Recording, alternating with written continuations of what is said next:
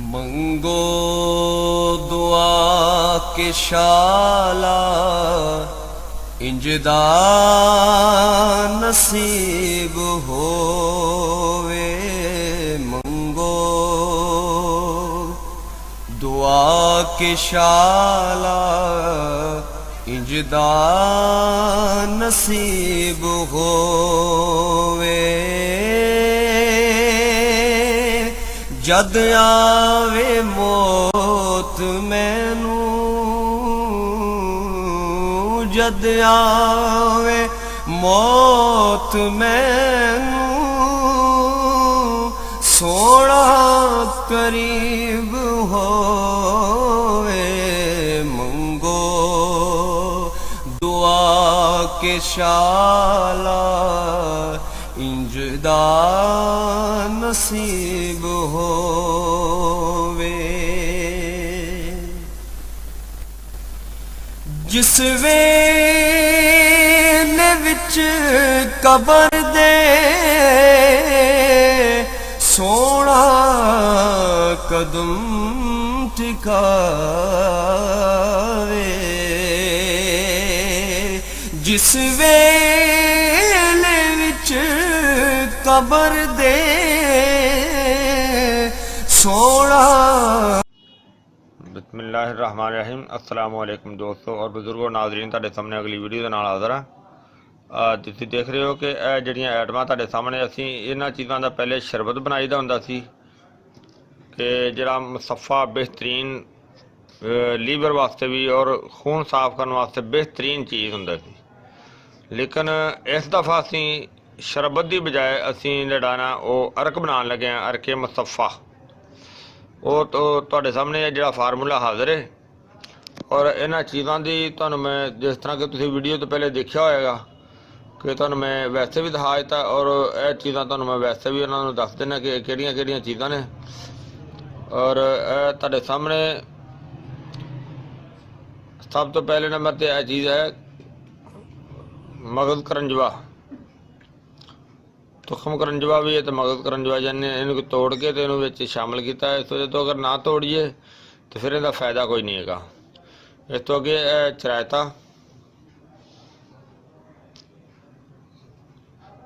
चरायता चरायता के अगे नाल बरहम डंडी का पाउडर है सानी, यानी कि ब्राह्मी बूटी है। और अकरफली उस तरह खलार बहुत ज़्यादा आता है, असी पसवा के लियाई दी अकरफली। और इनके तो इलावा चास्कू है। चास्कू तो अगे जनाब है पनीर डोडी है। पनीर डोडी तो अगे जनाब है जड़ कासनी। जड़ कासनी तो अगे गोखरू। तो यह जनाब अनाब है।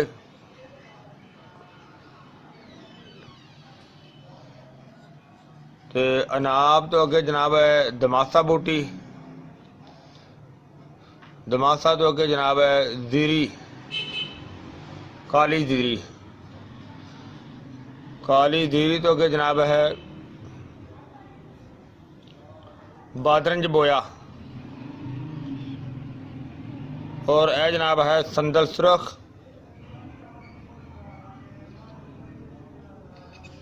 संदल सुरख तो अगे बरगे हिना।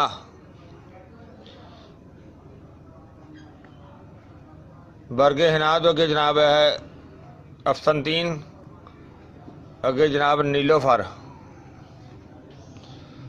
अगे चरायता, गुले मुंडी, तो मगज डैम्पो। समर डैम्पो तो और मगज डैम्पो दोनों मिक्स ही ने। और ये सारा फार्मूला है जो तुसीं देखिया है। और इन तो इलावा गुल सुरख ने जेडे असीं वो पहले ही ड्रम दे विच वो सड़ दिते ने। और इन्हां चीज़ां सारियां नूं हुण असीं इकट्ठियां करांगे और वो इकट्ठियां करके ते वो असीं हुण ड्रम दे विच जिहड़ा ना वो सड़ने आ।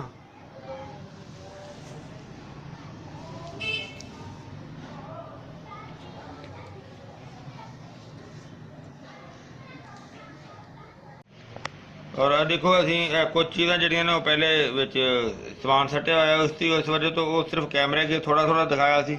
ਔਰ ਹਰ ਚੀਜ਼ ਦਾ ਵਜ਼ਨ ਜਿਹੜਾ ਸੀ ਉਹ 5-5 ਤੋਲੇ ਸੀ, 50 ਯਾਨੀ ਕਿ 5 ਤੋਲੇ ਪੂਰਾ ਸੀ। ਔਰ ਇਹ ਹੁਣ ਅਸੀਂ ਇਹ ਜਿਹੜਾ ਬਾਕੀ ਦਾ ਸਮਾਨ ਸੀ ਇਹ ਵੀ ਇਹਦੇ ਵਿੱਚ ਸ਼ਾਮਲ ਕਰਨੇ ਆ।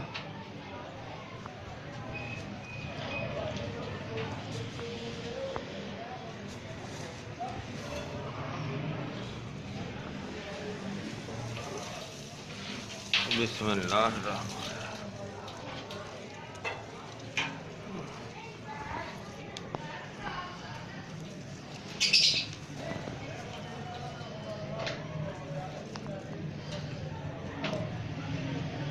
जी जी माशाल्लाह। देखो वैसे ना हल्की आग सी, मैं खुद हल्की आग रखी सी इस वजह तो कि ज़्यादा देर बाद उन्हें उबाल आएगा, उन्हें पकाई ज़्यादा जड़ी बूटियां की हो जाएगी। तो काफ़ी देर यानी कि तकरीबन 2 घंटे हो गए ने जड़ी बूटियां पकदियां उन्होंने हल्के आग दे, हुण उन्हें उबाला आना शुरू हो गया। तुहानूं दिखाने माशाल्लाह माशाल्लाह।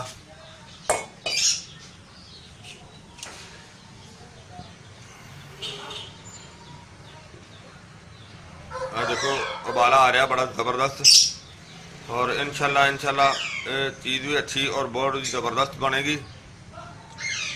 और हुण असीं देखो इहदे उत्ते जिहड़ा ना इहदा दूसरा हिस्सा जिहड़ा ना वो फिट करने आ,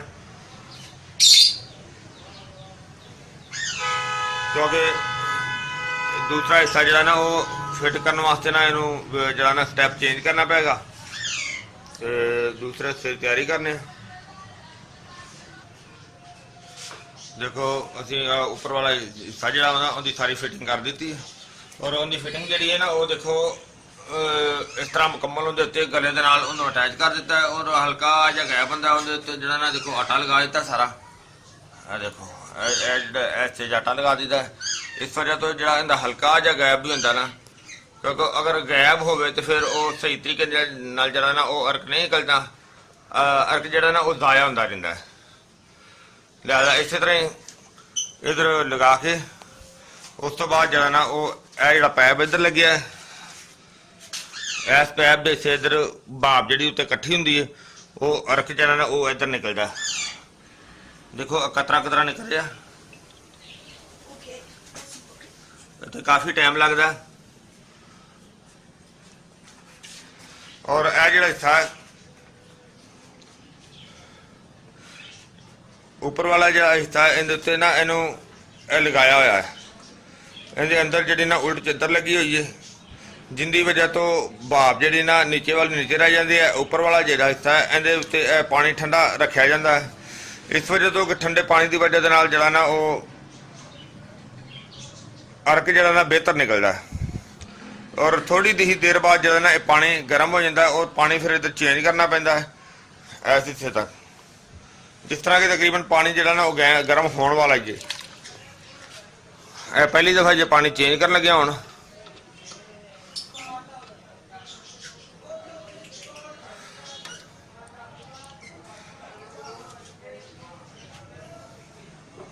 और पैप दे विच लगदा कि हवा की वजह तो रुक गया,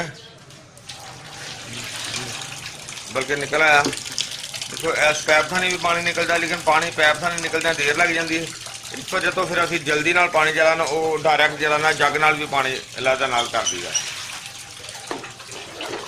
ये देसी तरीका घर में अर्क बनाने का भी है। अगर इस तो इलावा होर जदीद जरा ना प्लांटां दे नाल भी अर्क बनाया जाता है।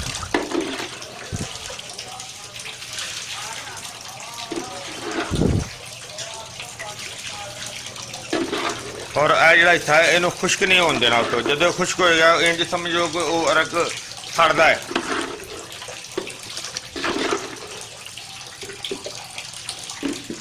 और हुण असीं पानी दे विच होर ठंडा जिहड़ा शामिल करने,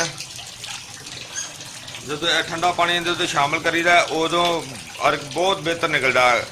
अगर इस तो होर बेहतर तरीका करना हो तो इहदे उत्ते बर्फ का कौला यानी कि अगर ठंडा पानी बर्फ वाला रखा जाए तो ज़्यादा टाइम तक जरा ना वो पानी चेंज करने की जरूरत नहीं होती, लेकिन वो अर्क भी जरा उस ज़्यादा निकलता है। जिस तरह कि देखो ਆ ਪਾਣੀ ਠੰਡਾ ਕਰਨ ਲੱਗਿਆ ਤੇ ਅਰਕ ਦੇ ਵਿੱਚ ਨਾਲ ਹੀ ਥੋੜੀ ਜਿਹੀ ਬਿਹਤਰੀ ਆ ਜਾਂਦੀ ਹੈ।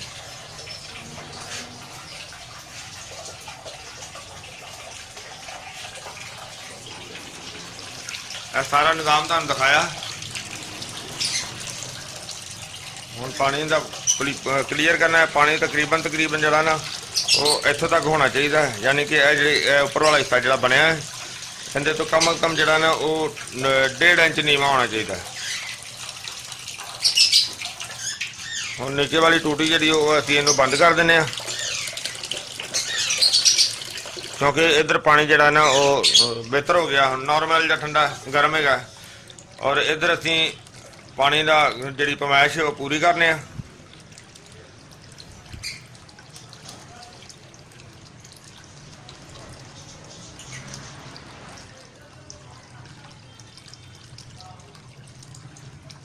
ਇਹ ਦੇਖੋ ਕਤਰਾ ਜਿਹੜਾ ਨਾ ਅਰਕ ਇਸੇ ਤਰ੍ਹਾਂ ਨਿਕਲਦਾ ਰਹਿੰਦਾ, ਉਹ ਕਤਰੇ ਨਾਲ ਹੀ ਜਿਹੜਾ ਨਾ ਉਹ ਕਹਿੰਦੇ ਨੇ ਨਾ ਕਤਰੇ ਨਾਲ ਦਰਿਆ ਬਣਦਾ ਹੈ। ਔਰ ਇਸੇ ਤਰ੍ਹਾਂ ਹੀ ਉਹ ਇਨਸ਼ਾਅੱਲਾ ਕਤਰੇ ਨਾਲ ਹੀ ਬਿਹਤਰ ਹੋ ਜਾਂਦਾ ਹੈ। ਲੇਕਿਨ ਟਾਈਮ ਬਹੁਤ ਜ਼ਿਆਦਾ ਲੱਗਦਾ ਹੈ। ਤਕਰੀਬਨ ਸਾਰਾ ਦਿਨ ਜਿਹੜਾ ਨਾ ਉਹ ਇਸੇ ਤਰ੍ਹਾਂ ਹੀ ਨਿਜ਼ਾਮ ਚੱਲਦਾ ਰਹਿਣਾ ਹੈ।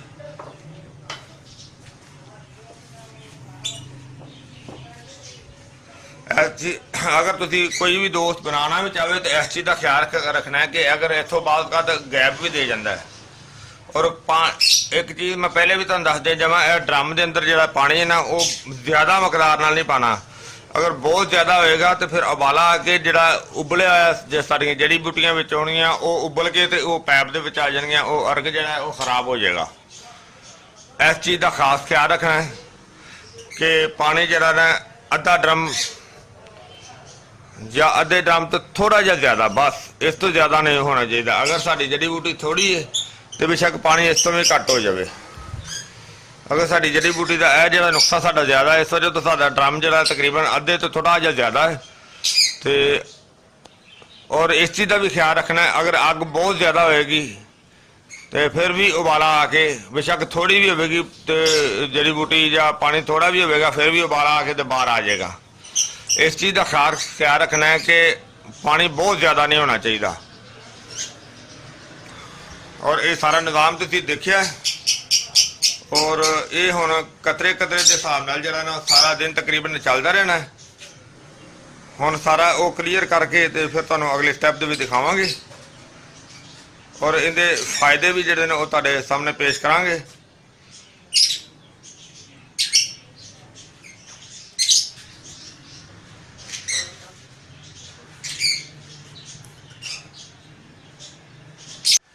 माशाल्लाह माशाल्लाह देखो अरके मुसफ़ा जरा ना वो सारा तैयार हो गया।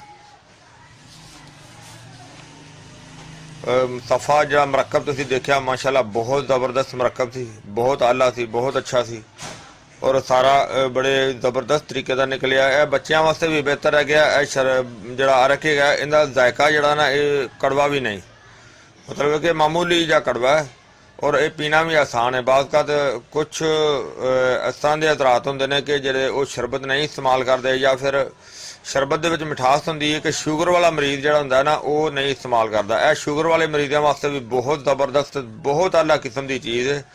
यानी कि जिस तरह के कई दोस्त शुगर वाले इस तरह के होंगे कि जिन्हों के जख्म ठीक नहीं होंगे उन्होंने वास्ते भी ये बहुत ज़बरदस्त है। या कि अगर खारिश की वजह हो जाती है खारिश वास्ते भी बहुत आला है।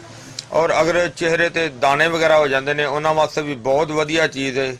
और अगर बच्चों या वड्डियां या औरतों या किसी भी खारिश की वजह हो जाती है या फिनसियाँ निकल आदियां ने उन्होंने वास्ते बहुत आला चीज़ है। ये जो मरकब तुसीं देखिया है जो अर्क तुहाडे सामने बनाया गया है और शुगर वाले मरीजों वास्ते तो बहुत ही अच्छा तोहफा है कि शुगर वास्ते भी अगर इस्तेमाल किया जाए तो बहुत आला है कि खाली अगर शुगर वास्ते इस्तेमाल किया जाए बगैर किसी वजह तो बगैर किसी मसले तो अगर उन्होंने वास्ते भी इस्तेमाल किया जाए उन्होंने वास्ते भी एक तोहफा है।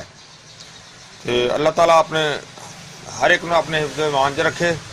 मैं उम्मीद करना कि मेरे दोस्तों भरावां ये वीडियो अच्छी लगी हुई होगी। इन्हूं तुसीं लाइक करियो शेयर करियो सबसक्राइब करना बिल्कुल नहीं भूलना। इंशाअल्लाह अगली वीडियो ना फिर मिलांगे। इजाज़त अल्लाह हाफिज़ अस्सलामु अलैकुम वरहमतुल्लाहि वबरकातुहू।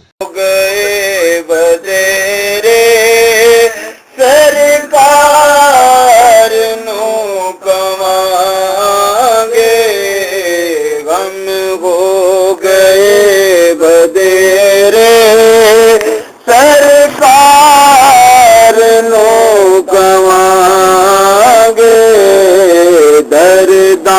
ਦਰਦਾਂ ਦਰਦਾਂ ਨੇ ਪਾ